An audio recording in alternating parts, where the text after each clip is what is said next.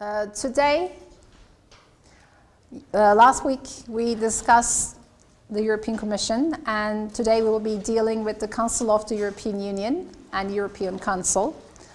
And we will see how it works, how it functions, and how the institutional setting operates. In the second class, we will be also looking at some documentaries regarding the Council. And we will discuss later on how it functions after watching the documentaries. But let's first have a look at the Council of the European Union. You will remember the European Commission from last week.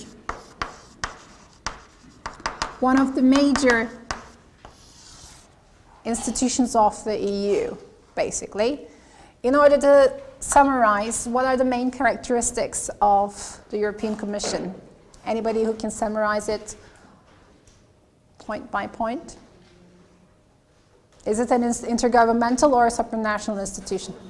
As a supranational institution, which means that it represents whose interests? The EU interests are represented.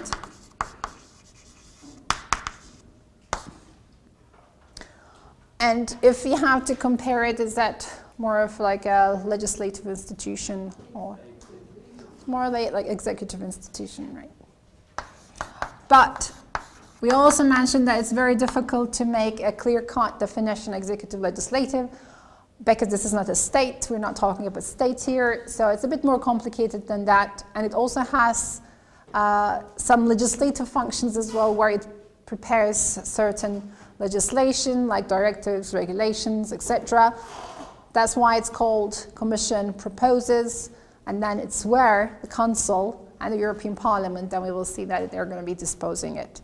So this is the background in that sense. So this is a more technical part of the EU operation. In that sense, we discussed it, whether or not it looks like the kitchen, like where everything is getting prepared. If there is a need, a legislative need, it's the European Commission can take the action, initiative in order to prepare that legislation. But at the same time, it can also work according to the needs of the member states or certain institutions, or even the citizens nowadays. And that's been a recent development. In the institutional setting, one of the other important institutions is the Council of the European Union, or in short, the Council, basically. We will be discussing next week the European Parliament.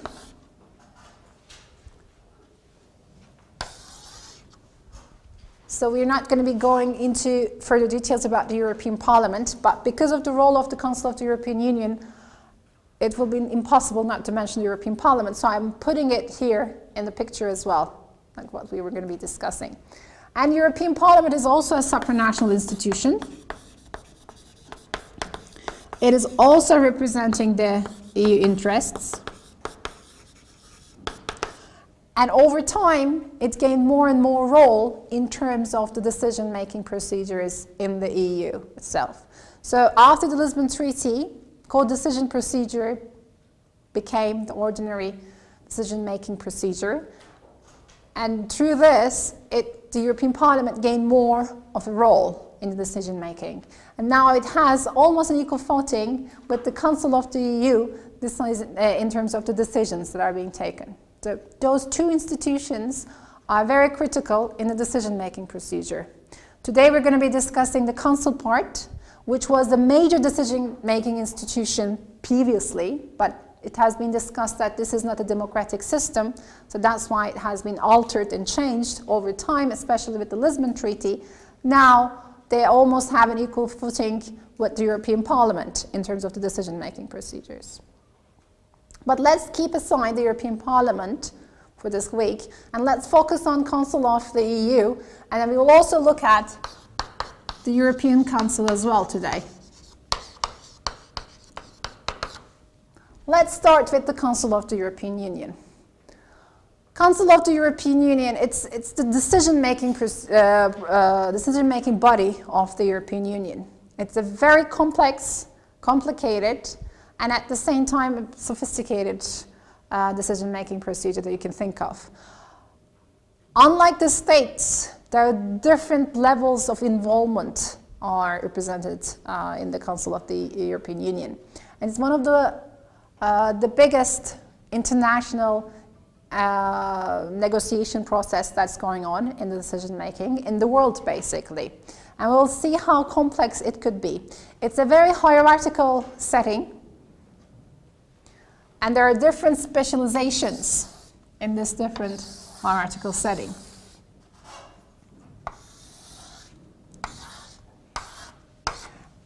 And this hierarchy can be related to the specialization and at the same time the level of involvement in the decision-making process as well.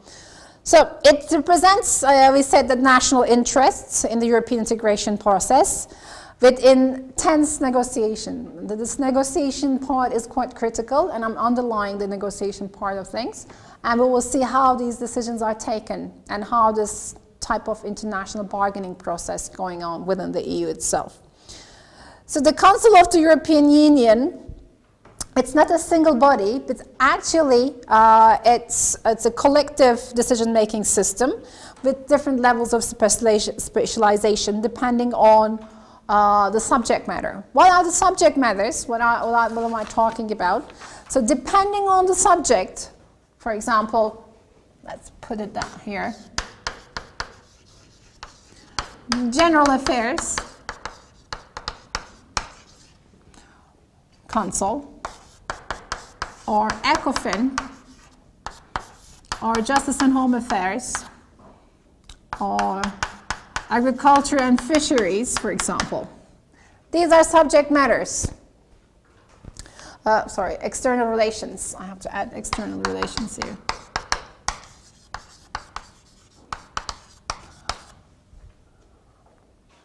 Depending on the subject matter that's going to be the topic of the council, different councils actually convene. Different councils come together, and when they come together, depending on the specialization or depending on the subject matter, they discuss the issue that is related to that subject matter. What does that mean? For example, if the EU wants to decide on something that relates to the economic relations or finance relations, then the ECOFIN Council will come together in Brussels. They will be meeting in Brussels, and the ministers, the economic or finance ministers of each and every member state will be traveling to Brussels for this meeting. And at that meeting, all the ministers will come together and discuss whatever is on the agenda, and they will be deciding whatever needs to be decided on. And if the subject matter, let's say, something relates to justice and home affairs issues, then the justice and home affairs, it may not be the justice and home affairs ministers back home, they can be Minister of Interior, depending on the subject matter, or the Minister of Justice might be traveling to Brussels, and these ministers will be coming together and discussing the issues that are on the agenda. Again, this is a process, it's a meeting at the ministerial level. So the ministers will be meeting. However, it's not as simple as it sounds. It cannot be as simple as it sounds ever, right?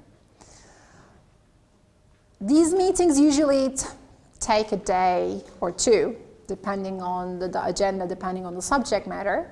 And some of these councils might be coming together more often than the others. More of the general ones, like the General Affairs and the External Relations, or ECOFIN, for example, might be meeting more frequently, like once a month, and which means that every month those ministers from different member states will be flying to Brussels and be meeting in Brussels. But in some subject matters, such as like education, they might be only meeting once a year or twice a year. So they might be coming together less frequently, basically. And in those 2 days, as you can imagine, it's not very easy to decide every single thing that needs to be discussed on the agenda. So that's why these ministers are involved in affairs that are back their home countries.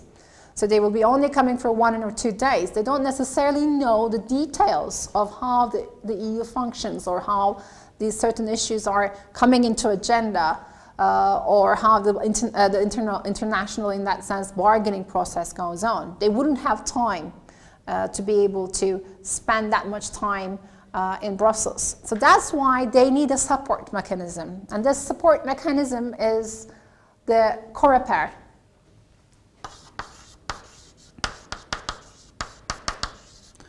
So these are the consuls, if we're going to put them into a more hierarchical order. So COREPER will be responsible in setting the agenda of these council meetings, specific council meetings. COREPER means the Committee of Permanent Representatives. So these are the people who are appointed by the member states. For each and every member state, 2 persons will be appointed there in the COREPER. And in this appointment, there will be a permanent representative, and there will be like an ambassador, and there will be a deputy of that permanent representative. So those 2 people are actually located in Brussels. They don't travel back and forth between the member state and Brussels. They're located all the time in Brussels. So what happens is that they are more hands-on on different issues regarding different subject matters. So they actually know how things are working in Brussels and the details of certain issues. So they're responsible in that sense, as some scholars might call it.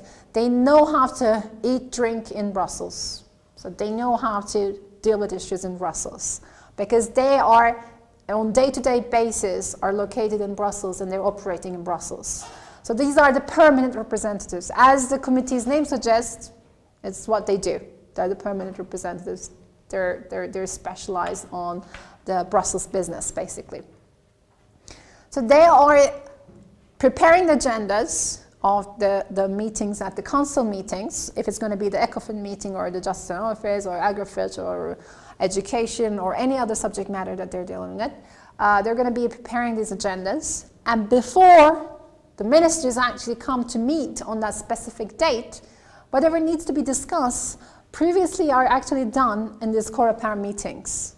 So if there is a tension or issue that needs to be settled or done or discussed, or a certain issue that has to be raised or put in the agenda in less priority versus more priority, etc., all those issues are discussed in the COREPER meetings previously. So when the ministers are actually able to meet on one day, they're actually just focusing on the major issues, not in the details or the technical details. The technical details are actually dealt with the COREPER. COREPER also is divided into COREPER 1 and COREPER 2. You might be discussing now, it's getting more and more complicated. And what does COREPER 1 and COREPER do is different. They're specializing on different policy subject matters. To make everything a bit more simplified in that sense. So the division of labor between COREPER 1 and COREPER 2 is actually like this. In COREPER 2, it's the General Affairs and External Relations Council, Justice and Home Affairs, budget negotiations, structural and cohesion funds, institutional and horizontal questions, development and association agreements, accession, intergovernmental conferences by the member states. In COREPER 1, these are more common policy areas, basically. I don't want to say less important, but less, let's say, sensitive issues are in this COREPER 1, which is the single European market, or internal market and competitiveness, cohesion, environment, employment, social policy, health and consumer affairs, transport, telecommunications and energy, fisheries, agriculture, education, youth, and culture. So, through the EU ambassadors in COREPER 2 have a more kind of senior status compared to COREPER 1. So they actually kind of direct the direction of those meetings. But COREPER also needs help. As you can imagine, there are few representatives, so they need the support in terms of the technical issues. They need some extra support. That extra support actually comes from the working groups.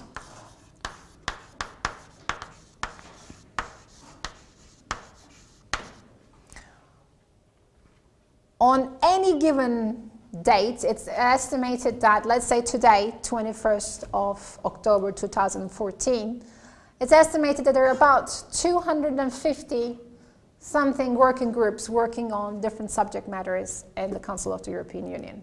In these working groups, there are technical experts who would be specializing on technical issues, let's say olive oil, or now it's more current subject matter, it's Ebola. Somebody working on Ebola. There will be a working group on Ebola. There will be a working group in olive oil standards, for example. So very technical, very specialized issues are dealt at the working group level. Those working groups will be the representatives either coming from, for example, the permanent representations of the member states. So each member state also have a permanent representation.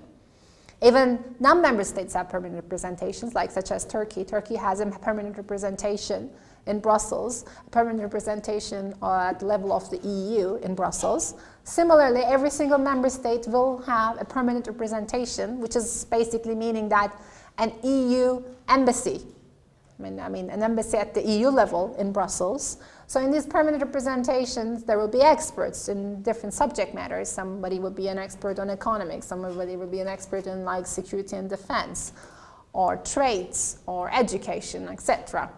And either these working groups will be composed of people coming from these permanent representations, or from relevant ministries in the member states, depending on the subject matter. And they deliver opinions or reports that will help in terms of the decision-making process at the Council of the European Union. So the working groups will be helping COREPER, and COREPER will be presenting the agendas and the priorities and etc. for the Council meetings. What is underneath? Any ideas? Or any guesses? The Secretariat. I mean, obviously. So there will be the Secretariat of the Council. The Council Secretariat, in other words. On the very, very top of the hierarchical order is the European Council.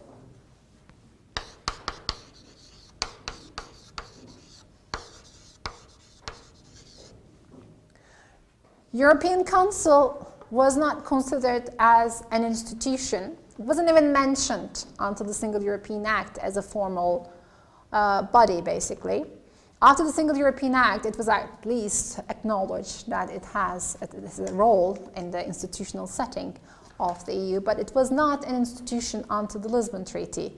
With the Lisbon Treaty, it's been accepted as an official institution of the EU. Now it has a permanent secretariat, and it's also based in Brussels, and it's also in the same place as the Council of the European Union.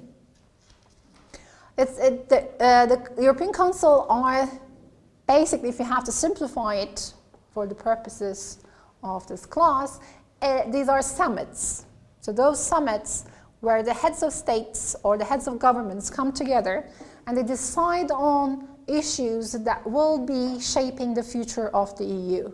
So those can be issues relating to enlargement, for example, whether or not how to push for further integration, which means that maybe accepting a new treaty like the Lisbon Treaty, or it can be an issue, for example, that can be an emergency, or issue that relates to, for example, the Eurozone crisis of 2008 onwards, where they have to prepare for certain packages that has to be accepted. So for those kind of serious issues, European Council has a very important role in terms of shaping the direction and the pace of integration. That's why it's on the top of the hierarchical order in the council structure, in the decision-making structure of the EU. So let's go a little bit more in detail about how this hierarchical decision-making process works. So far, any questions?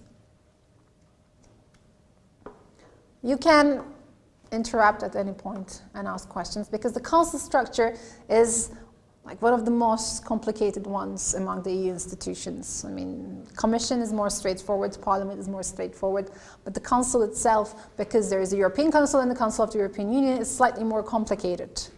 And we're not even mentioning the Council of Europe. We're not discussing the topic here at this moment. So we are not talking about Council of Europe here, which is outside the EU, nothing to do with the subject matter of this course. Council of Europe is a different international organization, as I am hoping that you all know. It's created after the Second World War. Their, in that sense, most important contribution has been the European Convention on Human Rights, Avrupa İnsan Hakları Sözleşmesi, and the signatory states of this European Convention of Human Rights are also obviously the member of the Council of Europe. Turkey is a member of Council of Europe. There are more members of Council of Europe than the member states of the EU, 50-something member states of the Council of Europe. And if a state is not in line with the European Convention for Human Rights, it's possible that that state can be brought in front of the European Court of Human Rights, Avrupa İnsan Hakları Mahkemesi. The Council of Europe is involved in the promotion of democracy, rule of law, and freedom of expression. And its role is trying to promote these ideas and principles within Europe. When I say Europe, I mean the boundaries of Europe is not clearly defined, but it's a bigger Europe that in the sense that we understand than the European Union itself. So it involves various other member states that are not necessarily, can be sometimes considered as part of the European continent. So it has a wider scope, and it's wider scope in the sense of geography, and it has, in terms of the role, it has a very important political role that it has. So, but this is outside our scope. But because of the name, it's very confusing. There's the European Council, Council of the EU.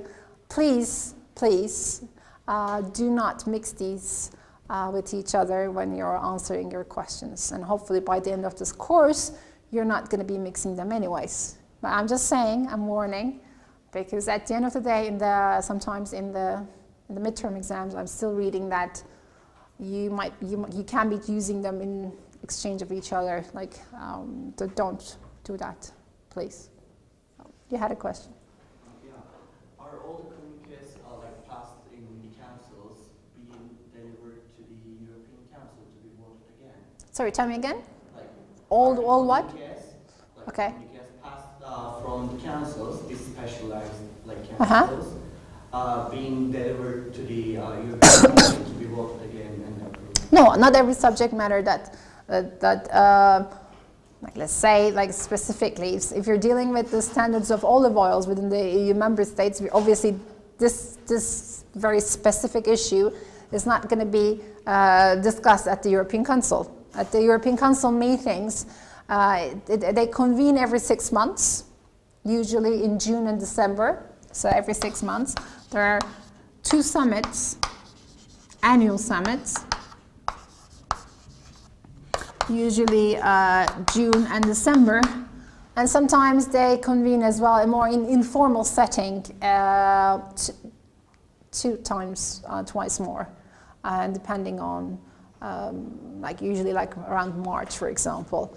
But these are the summits that, as I said, very important issues. The issues that direct the European integration are being discussed. Not everything is going to be discussed at the European Council Summit. The issues that are going to be shaping the direction are going to be discussed at the European Council summits. Previously, they had a rotating presidency. So every 6 months, a different member state will be heading this European Council. So the presidency will be moving from one member state to the other. And when the presidency was moving from one member state to the other, the president of the European Council was also changing as well. So whoever was the heads of the government or the heads of the state in that the state that was heading the presidency was becoming the president of the European Council. But they realized that this can become a bit complicated, not only in terms of its organizational structure, but at the same time, the EU needs some kind of a more consistent and more continuous leadership. So that's why it has been changed since the Lisbon Treaty. Now there's no longer a rotating president. The president is Mr. Rompuy, who was a previous Prime Minister of Belgium. Now he's the president of the Council of the European Union, which is also the president of the European Council. So the president of the Council is now being elected and selected, and is as one person who doesn't change every 6 months. And who's representing the Council of the European Union, who's representing at the same time also heading the European Council, but at the same time he's representing the EU outside the EU, basically, in the world, in addition to the European Commission President, which is Barroso, Mr. Barroso, and also the Mrs. CFSP, which is the Vice President of the European Commission, who is Mrs. Catherine Ashton, Baroness Ashton. So these are the figureheads, or these are the representatives of the EU.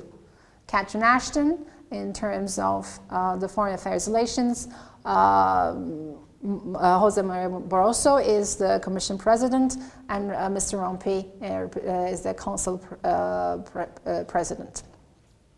So, just to give you the general division of labor, basically, within the EU. But going back to as we are discussing the European Council, so let's start from the European Council then. The European Council meets up every 6 months, as I said, and decides on issues that are very critical for the European Union's future. And the heads of governments and heads of states come together to discuss these issues.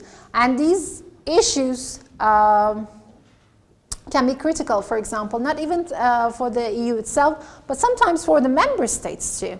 Like, think about the Turkish case. You will remember that every presidency usually are named after the city that they come together. For example, the Luxembourg Summit of 1997, where Turkey was not declared as an official candidate, it was a very critical decision for Turkey, that Turkey froze relationships, a political relationship with the EU in 1997.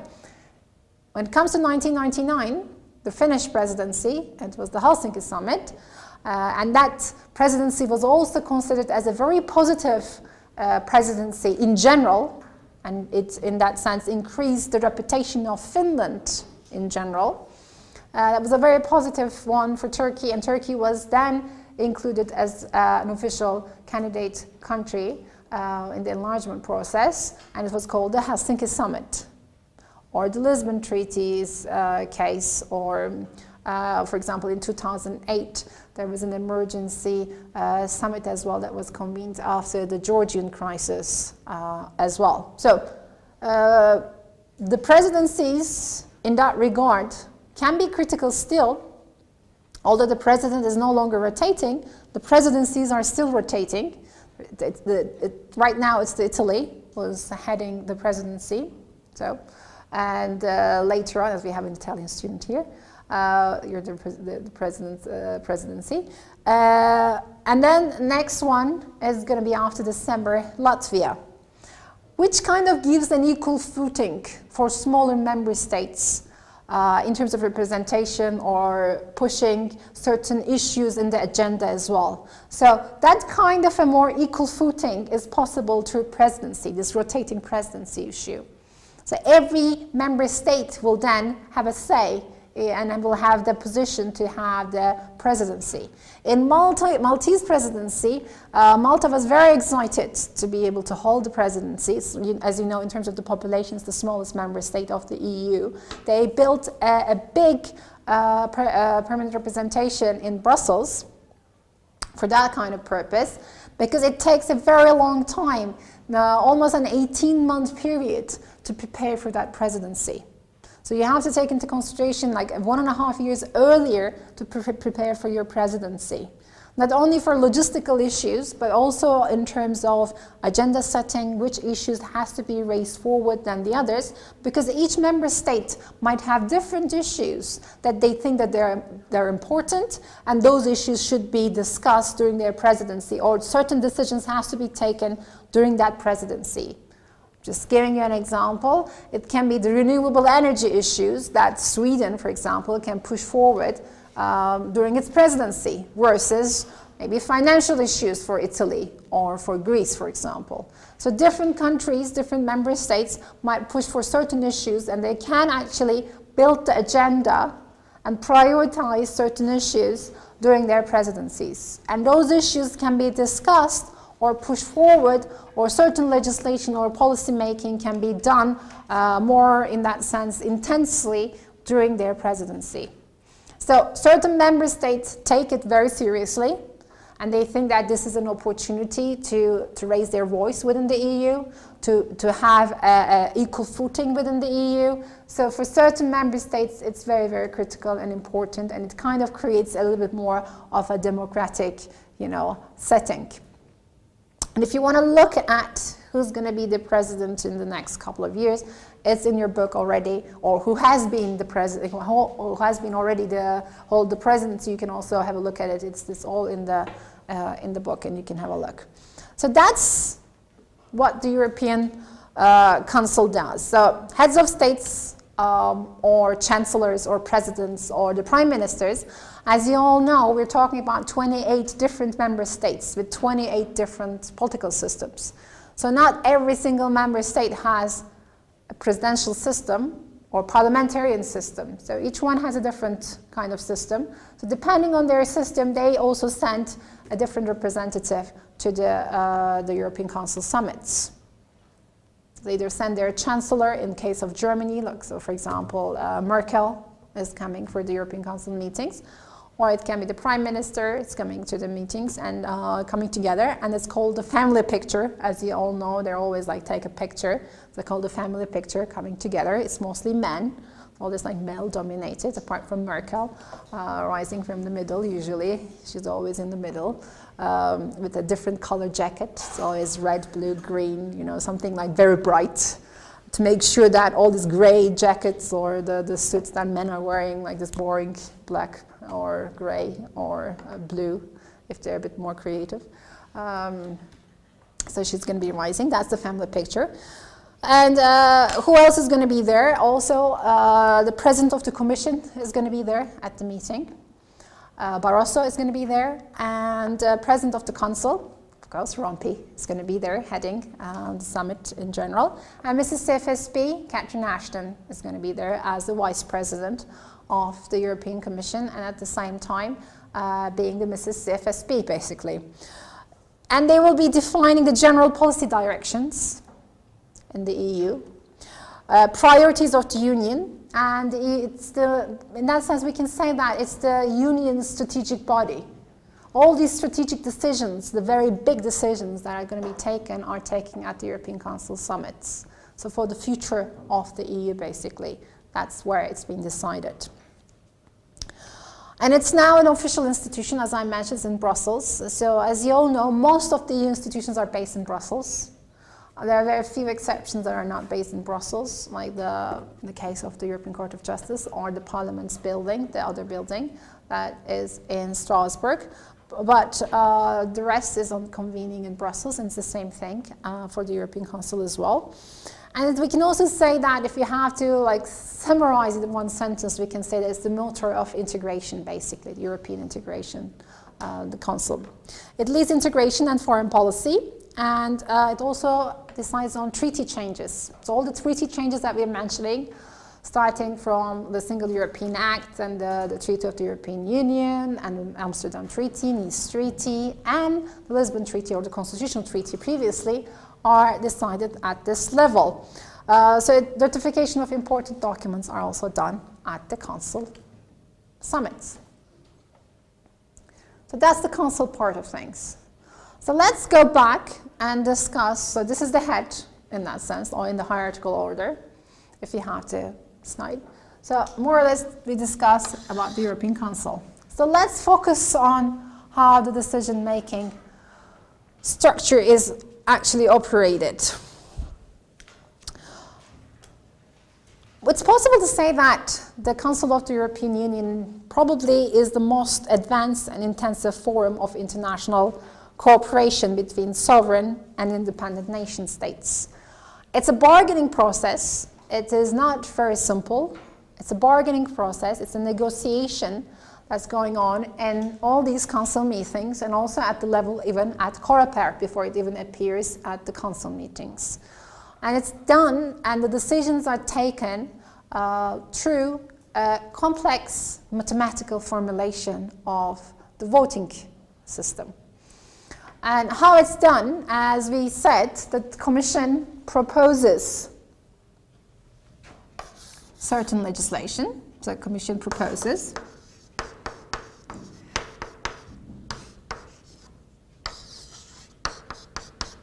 And previously, it was very simple. Council disposes. We would say that Commission proposes and Council disposes. No longer Council disposes. The Council now disposes together with the European Parliament. So the Council disposes together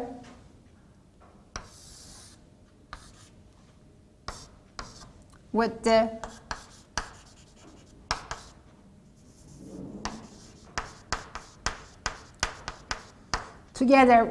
the European Parliament, that they decide together. It's trying to give more of a say to the European Parliament, and in order to reduce the democratic deficit, to give a bit more of a power to the European Parliament, and then in that sense try to make the whole decision-making procedure a bit more democratic, and in that sense, in a way, more transparent or more open to the EU citizens. Why? Because among all the institutions, I think the Council is probably the most complicated, less transparent institution that exists in the European Union. The decisions are made and taken at the general, in these councils, and the decision making is done through mostly by the qualified majority voting. The qualified majority voting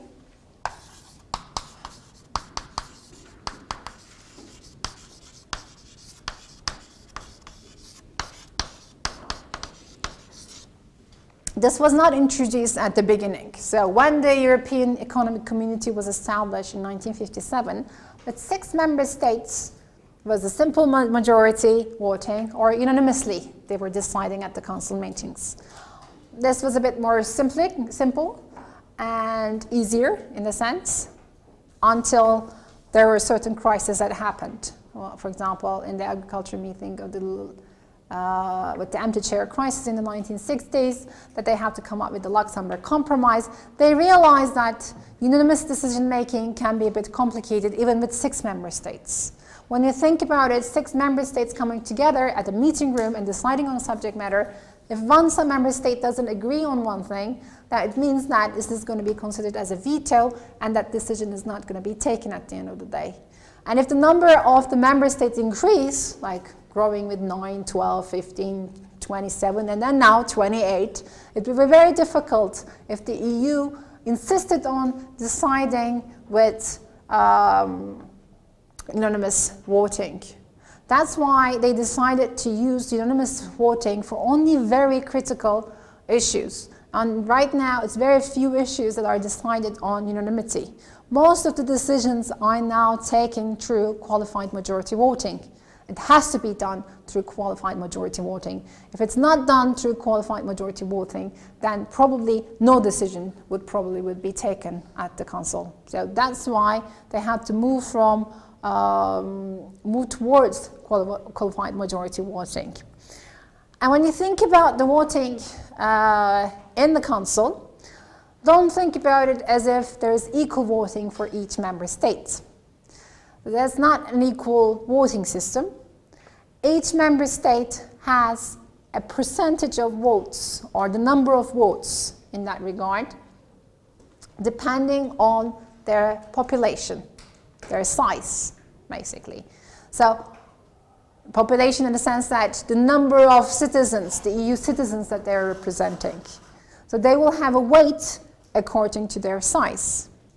So the bigger member states will have a bigger number of votes compared to a smaller population. For example, Malta. Malta has the smallest number of votes. Malta has 3 votes in the whole voting system. And the other member states, the bigger ones, for example, in the case of UK, Germany, they have 29 votes. So let's have a look. Germany, France, Italy, and United Kingdom. So Germany, France, Italy, and United Kingdom has 29 votes. They have the highest number. And Spain and Poland have 20. Spain and Poland have 27. So it's going through the descending order. Romania has 14. Netherlands have 13. I mean, you don't have to remember this. I'm just trying to show you the general picture, so don't try to memorize how many votes these member states have. Belgium, Czech Republic, Greece, Hungary, Portugal have 12. Austria, Sweden, and Bulgaria have 10. Denmark, Ireland, Lithuania, Slovenia, and Finland have 7. Cyprus, Estonia, Latvia, Luxembourg, and Slovenia has 4. And Malta has 3, as we said, and in total 345. As you all know, this number doesn't include Croatia, who's a new member state. And Croatia, I don't know the number, but it's probably around, I don't know the population of Croatia, probably around 4, or according to, I mean, around that number that they will have voting. So this is the total number of votes. Previously, the voting will be done with the qualified majority voting, meaning that not the simple majority, so it's not 51% of the votes, that's going to be the simple majority, obviously. It's going to be higher than that. The qualified majority voting was about 65%. So around 65% of the votes is going to be qualified majority voting. But it became a bit more complicated than that. With the Lisbon Treaty, a new voting system has been introduced. It's called the double majority voting. Any ideas what it is? Never heard about it? No? Okay. Sorry? No, it's still almost the same, but it's a bit more sophisticated than that. What it tries to say is that the votes at the end, if a decision is taken to be able to be taken, it has to represent, it's called double majority, because it has 2 rules that it has to qualify. The first rule is that it has to represent 65% of the population. So 65% of the population of the EU has to be able to say yes to that decision. So on one hand, you have to make sure that bigger member states are represented, basically, right? In order to have 65% of the population, either you're going to have lots of big members, like a smaller number of member states which have bigger populations are going to say yes, or lots of member states which has smaller populations will have to say yes. But in order to make sure that there is going to be this delicate balance between the big member states versus the smaller member states, so they have to introduce the second criteria. The second criteria says that you have to have, in terms of the number of member states who are saying yes, you also have to have at 55% of the number of member states. So now we have 28 member states. If you calculate, it's almost 15 member states. So you have to get 50 member states' consent to be able to decide on something. This is introduced so that, first of all, trying to create this balance, as I said, it tries to make sure that smaller member states coming together and vetoing a decision is not possible, because you also have to have the 65% of the population saying yes.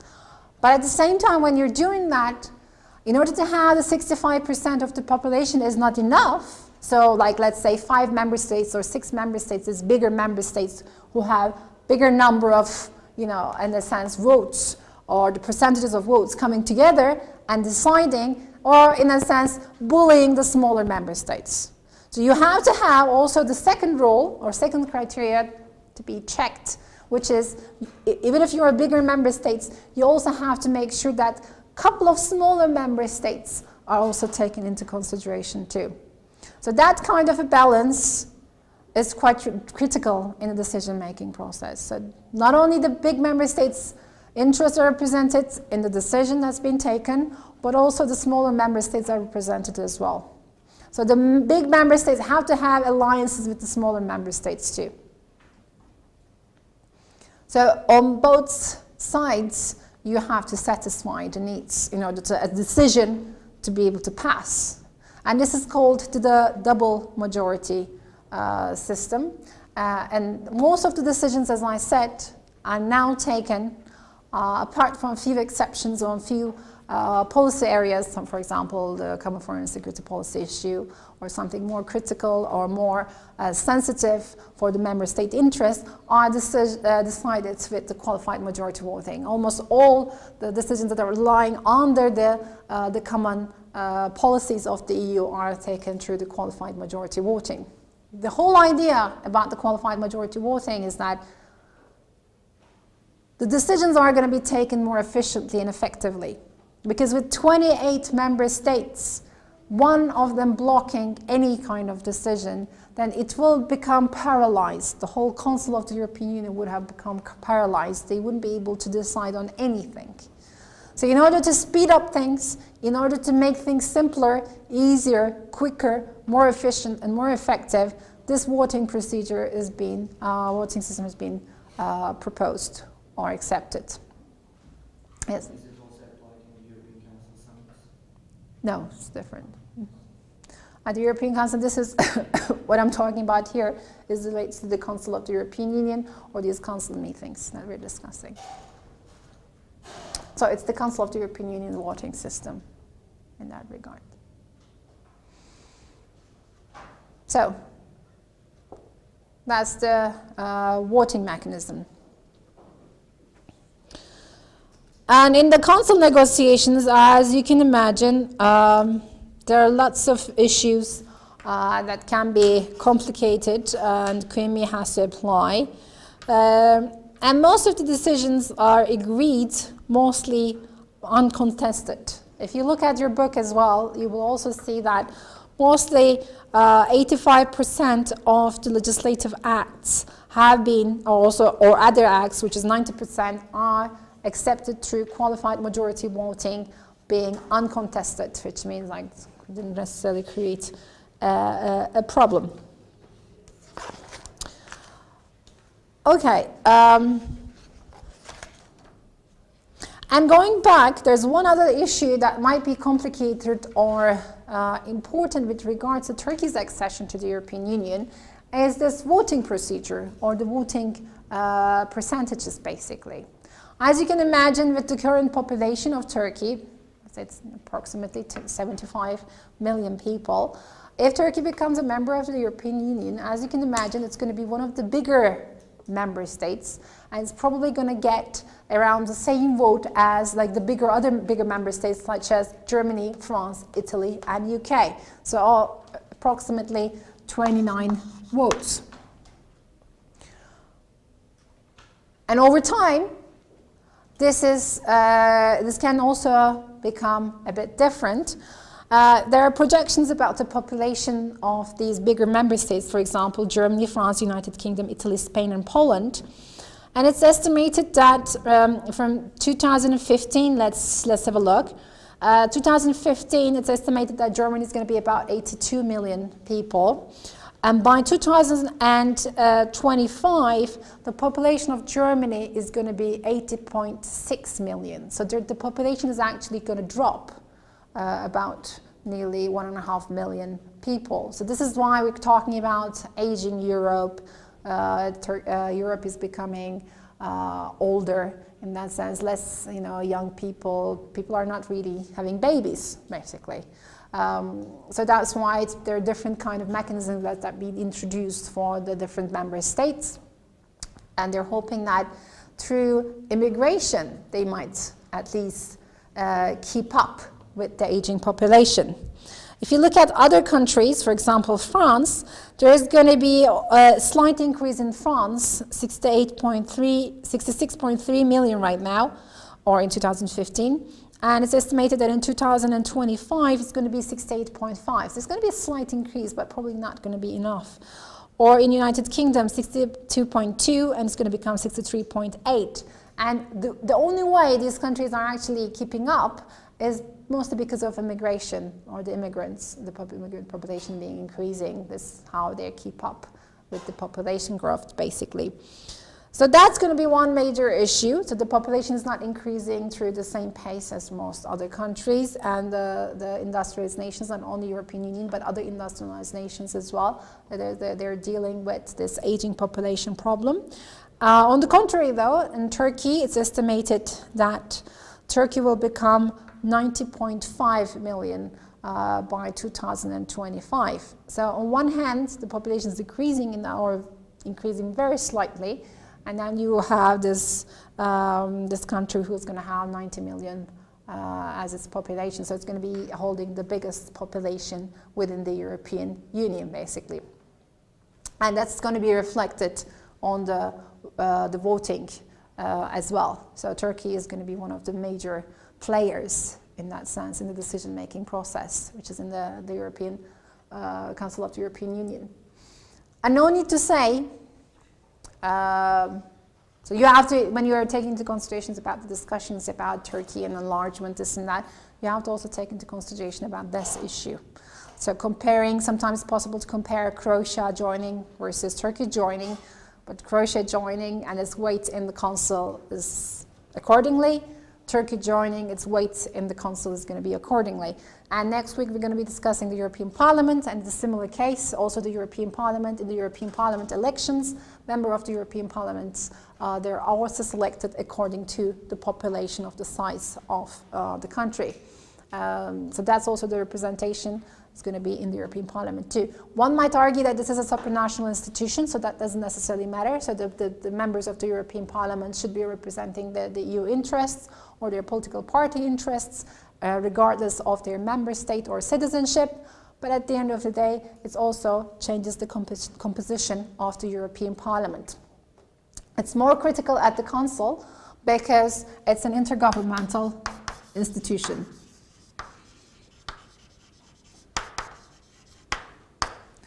It's an intergovernmental institution that decides on issues, so that's why it's quite critical. As you can see, we have critical institutions that are representing the EU interests, but there are also the decision-making institution that is representing the member state interest. It's the member state interest that is critical. At these council meetings and at the summit as well, each member state is representing their own interest. So if a decision is going to be taken, this decision is going to be taken, the member state will put its national interest first than the EU interest. So some people argue that because of this interesting, delicate balance between different institutions and the supranational versus intergovernmental characteristics that are involved in the European Union setting, it's a very complicated decision-making and bargaining process that's going on. Some people argue that Council is still the most powerful institution within the EU because this is where the decisions are actually taken, and this is where the decisions are actually taken. So unlike the Commission, which has a more of a executive function, it's the legislative, more legislative and executive also at the same time, function that the Council of the European Union holds, and the Parliament has more of a secondary role because it doesn't have the power to initiate legislation. So that's why we still can consider the Council of the European Union as still being the most important institution, one might argue, of the European Union. And some other people argue that this is not necessarily the case. Yes, the Council of the European Union is very critical, but at the end of the day, it's the European Parliament that they have to decide together. So there is this new balance that's going on, basically, that they discuss.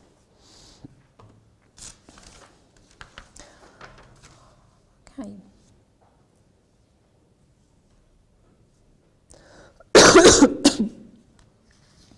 Any questions so far? No? Very clear? And one other issue that one might discuss is that because it's of its setting, how decisions are taken, if the Council of the EU that is being discussed is less, in that sense, transparent one. So all these discussions that it's because it's less transparent and the decisions are taken either at the COREPER level or the Council's level, that the decisions are being prepared and discussed and being negotiated, that we don't necessarily see what is really going on behind the scenes at a COREPER meeting or a working group meeting, for example. The working group comes together as the representatives of the member states, or maybe the representatives coming from the permanent representations, discussing certain issues, pushing them forward to the COREPER level, and then at the Council level there is decided. Some people argue that this is not necessarily the most democratic system that's out there, because the people who are working at, for example, the COREPER level or the working group level are not the representatives that are directly elected by the citizens of the European Union. And these are the ones that are pushing for certain, certain agendas or decisions or certain political point of view. Obviously, you might argue that it's at the council, the council's level, like the General Affairs Council or the ECOFIN or the specific councils, it's the ministers that are coming together and deciding. So at the end of the day, the ministers are the representatives of their member state citizens. So in one way, what's created is a more like a representative system that, like in another state level, that decisions are taken by the ministers as well. This discussion further complicated the whole decision-making, whole policy-making procedures within the European Union itself.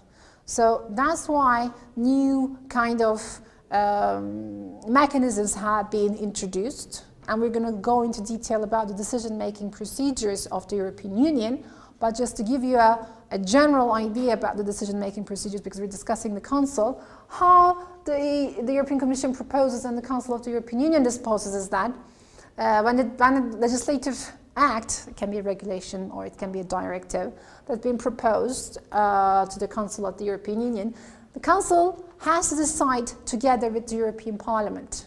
So when it sees the document and agrees with the document, it sends it to the European Parliament. And the European Parliament have to look at the text that it receives. Either has to agree or disagree. If it agrees, it's fine. The decision is sent back and the Council then accepts the final reading. But what if it doesn't accept? Then it might send it back to be revised, or it can amend it. Then it has to be read again by the Council and sent back again the second version. Let's say this is the first version. This is the second version.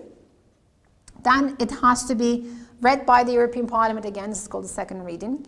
Either the European Parliament can accept the second reading, or it might ask for an amendment again. And then the second one, we don't have a third reading, so it doesn't go back and forth like forever. Then there will be a conciliation committee that's going to be convened and try to come up with a compromise text. And if the compromise text is accepted, then it's accepted. But if it's rejected, then it's dead. So there's no other further discussion about that text. As you can see, the European Parliament is given a role here. So the intergovernmental nature of this whole process in that regard is kind of blurred a little bit more with the supranational characteristics of the European Parliament. So it becomes a little bit of a mix, a cocktail of intergovernmentalism and supranationalism. So more supranational footing, or the EU interests are more represented in this whole decision-making process. And this is called co-decision. We will go into details a bit further when we're discussing the decision-making procedures of the European Union. But here, at least, you will have an idea about the role of the Council of the European Union, that I'm not talking hypothetically, that how these things are actually working. It's co-decision, so equal footing in that sense with the European Parliament and the Council of the European Union in terms of deciding on issues. So it gives more of a role to the European Parliament as well. But at the end of the day, it's also still the Council of the European Union who has to still say yes or no to the amended version that the Parliament is sending. And this text cannot come from the European Parliament. So the European Parliament actually doesn't have the right to initiate any legislation. So they cannot sit down and decide on initiating legislation. Let's give a very recent example. For example, the Ebola virus we're discussing about recently, right? Let's say that there is a threat of the Ebola virus in terms of traveling arrangements, like the ports, airports, maritime ports, for example. Let's say that how we can, scan or, monitor the spread of the virus, let's say. So it's not the European Parliament that will bring a committee together and say, like, we have to have a regulation or director or something that will be regulating within the borders of the European Union. The European Parliament cannot do that. It can propose to the European Commission that the European Commission should take an action on that, but it's the European Commission who can actually, in the beginning, initiate the legislation, either because of the recommendation of a EU institution, or a member state can push for it, let's say UK, or it can be a citizens platform, an NGO, or a group of citizens that can ask them to initiate that legislation.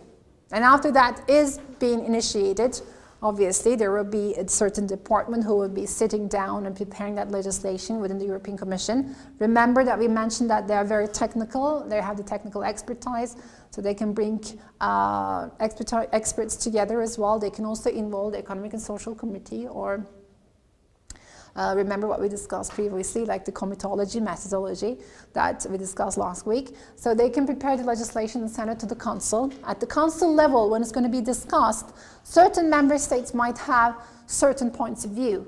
For example, let's give an example. It can be that, like, UK can have a very strong opinion because it has lots of links with different parts of the world, that might say that, and I'm an island country, so that's why I would like to push for really highly regulated standards within the EU itself. This and that are necessary. We have to increase the security warnings. We have to search every single person that is coming to the, for example, to our airports that are coming from, let's say, infected regions or infected countries. On the other hand, Sweden might think, well, this is a bit pushing the boundaries on the name of the health and safety and national security. We're pushing the boundaries of, for example, confidentiality or personal rights or freedoms. And we're not comfortable with that. Because if we're pushing it for Ebola virus, we might be pushing for this and that, and it can be any other thing that can be considered as a threat to national security. And we're not comfortable for this. And that's why this legislation that's being prepared is not necessarily for the future benefit of the EU, that we're not supporting this kind of directive, for example. So at the council level, so it's probably going to be the council that's dealing with safety and health issues council that's going to be dealing with that subject matter. And when they come together, obviously Sweden will have a certain point of view and UK will have a certain point of view, and there will be countries supporting the UK's position, and there will be countries who are supporting the Swedish position. And this is hypothetical, by the way. I'm just making up this story. I mean, it doesn't exist. So at the end of the day, even before the issue comes to the council level, at the COREPER level, these issues are going to be discussed by the permanent representative ambassador and the deputy ambassador. That's going to be discussed. And hopefully, these differences are going to be settled.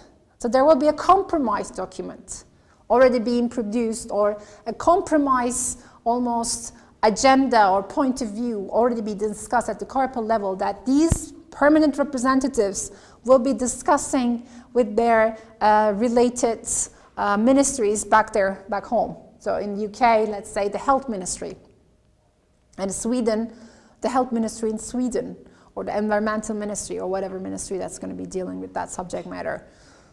And those people will be communicating with their ministries. So by the time the Ministry of Health from the UK shows up at the council meeting, or the Ministry of Sweden shows up, they already have more or less a compromise decision.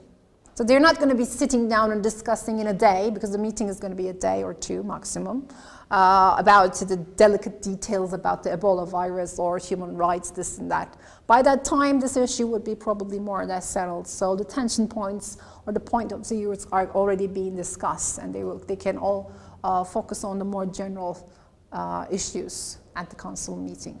So how COREPER works, how the working group works, is more or less under this setting. So as you can imagine, this involves a lot of discussions, bargaining. So that's why it's very important to have the permanent representations, because those permanent representations will be there for a long period of time, that they know people in the European Parliament, they know people in the NGOs, they know people in the interest groups, they know people in the permanent representations, they have friends, buddies, in that sense, in different permanent representations, so they can have connections and they can actually have the continuity in that sense, in terms of the institutional continuity and consistency as well. So that's why it's quite critical and it's quite important.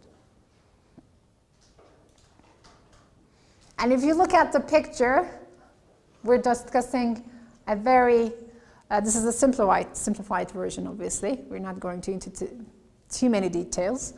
But as you can imagine, and as you can see, it's a very delicate balance of different institutions being involved in the process, different member states, and a different, in that sense, specialization level involved in this. And the working group's very technical. I mentioned about the olive oil, standards of olive oil. Obviously, the minister, agricultural minister, will not know about the technical details about the olive oil standards. I mean, that's not his, general topic probably. So he will have a general picture. But at the very, very end, when the decisions are taken that are going to be deciding on the directions of the EU, that's going to be the European Council. So from the very detail to the less detail for a bigger picture, basically. And the Secretariat is going to be, obviously, giving and providing the admin support, logistical support, and all other things that you can imagine. So in a nutshell, the Council of the European Union and the European Council, which has nothing to do with the Council of Europe, as I'm mentioning again. Because I would really like to see that you're confusing those three things together. Questions? Yep. Who approves or rejects the compromise document over there? Like between Which one? EP and the Council, compromise document. When I say approves and rejects, it depends at the council level. It's whatever specific council that is involved, or whatever its topic is. If it's something related to fisheries, then obviously the Fisheries Council. If it's the, I don't know, whatever subject matter is, that's going to be that specific one. In the European Parliament, it's the General Assembly. Approves and rejects. And we will see in the European Parliament, I'm not going to go into the details about the European Parliament, but in the European Parliament, as any other parliament, like in the Turkish case as well, there will be committees that are specialized on certain things as well. Do they work on that compromise that you're all together making the same assembly room or whatever? The working groups will be like delivering certain, because MEPs will show interest on different subject matters. As an MEP, let's say I'm an MEP in the European Parliament, I will be involved in different committees, either depending on my expertise. For example, I probably would have been like education or youth or something related, or foreign affairs or external relations, something like this, or in my subject matter, immigration maybe. But I might be also interested in random topics as well. I don't know. Environmental protection, this and that. So in those committees, they also can bring proposals, or they can also express their expertise as well. But we'll go into details about the European Parliament next week, so we will see a bit more in detail. Yep? I have a question that I'm curious about. Who pays all these people working there? I mean, people in Good question. And in council level, ministers who participate, are they paid or do they pay? And also these experts and all the... Who's paying for all this? Basically, the taxpayers are paying for all these people. What does that mean? We're not paying yet. But the EU citizens, the taxpayer EU citizens, are paying for the whole thing. And how it's done, either it's paid directly, for example, if the minister comes to travel to Brussels, obviously it's the salary that the minister gets from their home country, member state country, the salary is paid. At the COREPER level, for example, the permanent representatives, if you have a question, please raise it, otherwise keep your silence. At the COREPER level, again, son sıramız. Sizden hiç üstünüze alınmıyorsunuz ama sizden bahsediyorum. At the COREPER level, that's the case.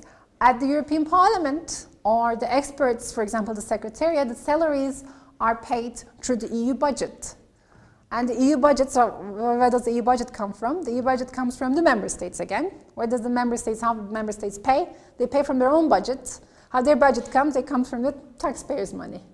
So in total, it's the EU taxpayers that are paying for the whole thing, either at the member state level or at the supranational or the EU level.